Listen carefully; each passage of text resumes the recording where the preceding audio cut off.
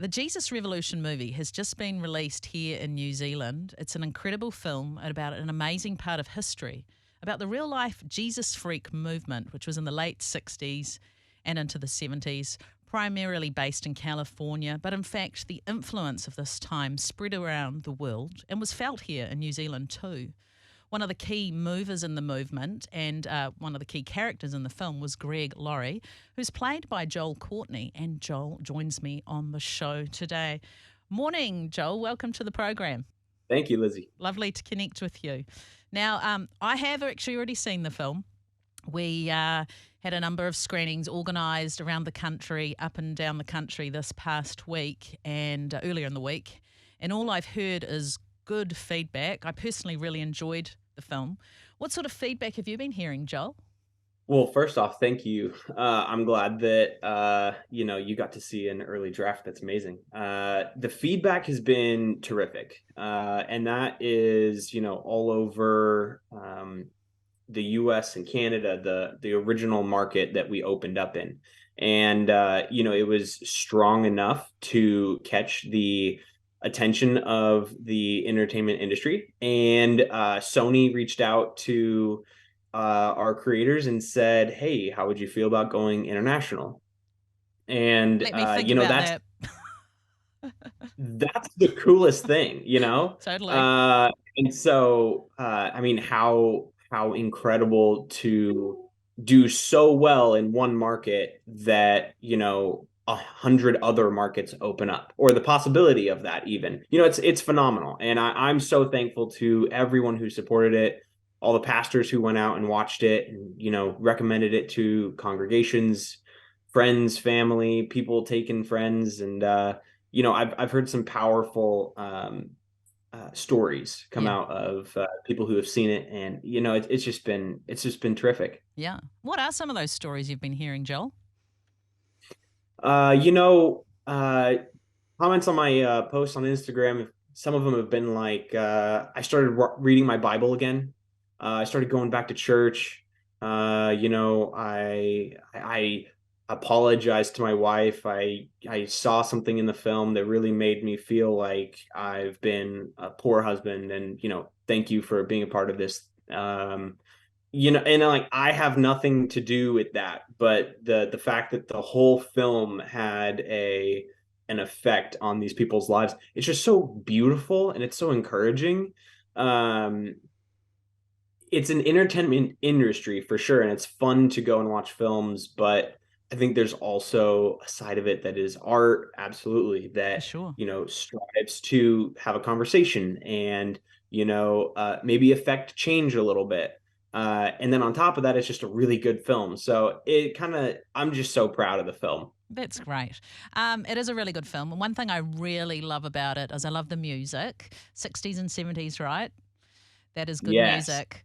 And something that you might like to hear now, the music that was most featured in the film is Love Song, the band. Now, this station here, Star, we're a little bit of a throwback station. We play the music that people have known and loved for years. And one of the artists on our program is actually Love Song. Amazing. I love to hear that. That's so great. So Yeah. that was cool. I actually got to meet them. Oh, did you? I did get to meet them. They were on set one of the days that we were doing baptisms. It was one of the last days of filming. We were in Southern California, and we were off filming, and then we came back to kind of the area where all of our tech and equipment was, and there were three older gentlemen over there, and they're like, "Hey, you guys, this is Love Song." Like, the guys and me and the rest of the cast, we lost our minds. We're like, "That is so cool," It's great. because Greg had been on set so many times, uh and we got to meet like another group of people who were core to this movement, because the music that Love Song created really initiated its own genre. Right. And The heart of the music of this film is all done by our co-director Brent McCorkle, who's an absolute genius with the music. The music was so good in this Yeah, film. I really dug the Uh, music. yeah. Oh man, I was blown away by the film, and I got to see a draft probably 6 months before I saw the final draft the night of the premiere. Yeah. And so no music, no coloring, no not like very little of our CGI, which we didn't have that much of anyway. But the music wasn't done. And when I felt like getting hit by a truck. I was just dazed. I couldn't believe how good it turned out, and I was so proud of everybody who was affiliated with the film. It's just amazing. Now, I mean, turning up first day on set, I can imagine you're making a film. That's an exciting day. I know that you got cast quite a long time ago, then the silly old pandemic got in the way. What did you do to prepare for this role of Greg Laurie? Oh man, I did a lot of research in the time to prepare for Greg's character. I did a lot of listening to music, did a lot of listening to Beatles, which was super fun. Good. And yeah, it was a cool time. There was actually another gentleman who is one of our producers, John Gunn. He was originally going to direct the film when I was cast, so I actually got together with him, and we were talking about Almost Famous. We were talking about themes. We were talking about That's a good movie. character and art. Yeah, great film. And that was one of the films that he really, was taking ideas from and getting into the feeling of it. And so he and we sat down, we watched that movie together. We paused it a ton of times watching through. He's like, okay, there's this really cool thing. There's this really cool conversation. Watch the heart of these two characters. Watch the sincerity in the scene. Just like little things like that. And he was just like, this is kind of what we're thinking. And you know, a lot of things changed over the 2 years that we were delayed, and John Gunn ended up being moved off as director, but John Irwin and Brent McCorkle did just an astounding job. Just so wonderful, so talented. I've never worked with two directors before, which was really exciting, but they've worked with each other before on their previous films, and they know each other. They have different styles, but they complement each other. It was an amazing experience on set. And another thing that I did to prepare was I actually spoke to Greg, and who better to talk to than the man himself of the character that you're trying to play. Yeah, of course. And I mean, he's still doing all this, isn't he? Out there evangelizing, and that's amazing. I was looking at your social media actually, and I saw a photo of yourself and Jonathan Rumi, who plays Lonnie Frisbee, and you were standing there praying with each other. And I thought, as an actor and you're a Christian, that must be a really cool thing to be on set where that is just part of the culture. I work for a Christian media company. That's very normal for us to pray for each other. But obviously, that's very different than when you're in your mainstream sort of films, which would be a very different culture, right? How special is that to you that you can just pray together and support each other? That was, I think, a first for me, and it was amazing. That was the day that we filmed Greg Laurie's baptism, and it was really, I knew it was a cool idea. I just for him and I to come together to ground and to just kind of silence the noise and have a moment, him and I, that we can, look at back out in the water, just him and I, even though there's a camera this time. We could almost not recreate. I don't like the word recreate because a moment is, pure in and of itself. It's singular, so not recreate, but feel the moment, and enjoy it and kind of soak in that time with him. And the idea of getting to do that on set is really cool and really special to this film. I mean, Jonathan was in so many of my tough days as just this steadfast brother, and he was, praying for me, and I was praying for him, and it's what you want in work. It's brotherhood, it's community.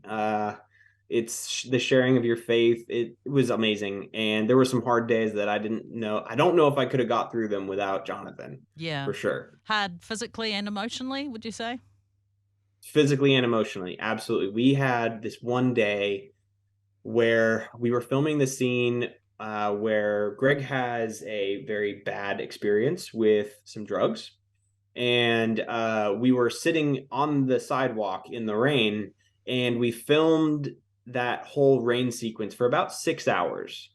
And by the end of it, it was very late in our filming day, and it was very cold. And he and I were kind of just hyping each other up and encouraging one another, and uh, egging each other on, and we were just having a good time. And if I had to have been out in the rain by myself, there would have been it would have been much more of a struggle. So I'm very thankful for him, for sure. Awesome.